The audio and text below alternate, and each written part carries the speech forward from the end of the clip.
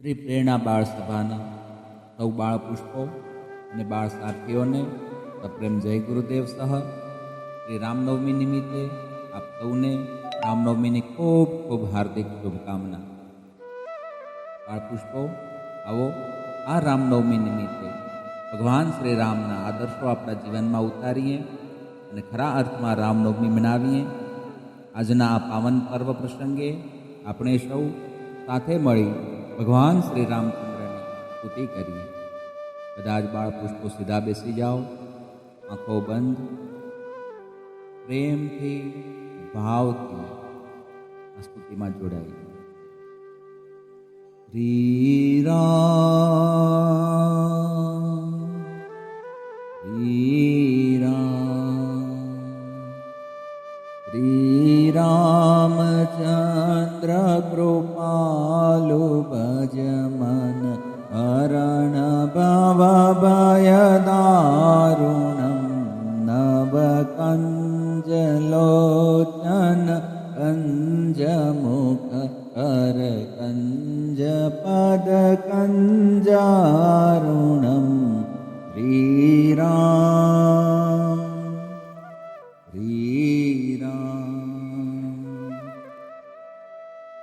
કંદર્પય ગણિત યમિત ચાભિનવ નીલ નીરજ સુંદરમ પીત માનહો તડિત રુચિ સુચિ નૌમિ જનક સુતાવરમ શ્રી રામ શ્રી રામ.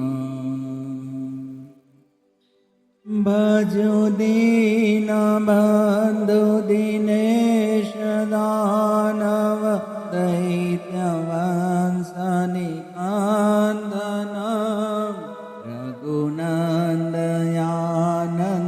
કંદ કૌશલ્ય ચંદ દશરથ નંદનમ શ્રી રામ શ્રી રામ.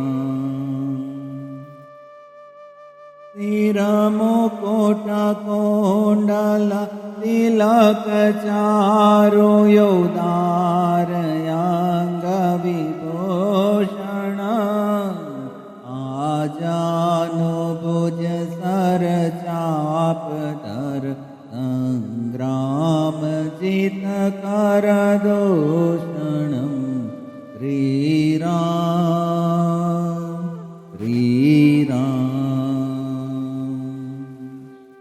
ઇતિ વદતિ તુલસી દાસ શંકર શેષ મુનિ મન રંજન મમ હૃદય કંજ નિવાસ કુરુ કામાદિ કલદલ ગંજનમ શ્રી રામ શ્રી રામ. શ્રી રામચંદ્ર કૃપાલુ ભજ મન હરણ ભવ ભય દારુણમ શ્રી રામ શ્રી રામ.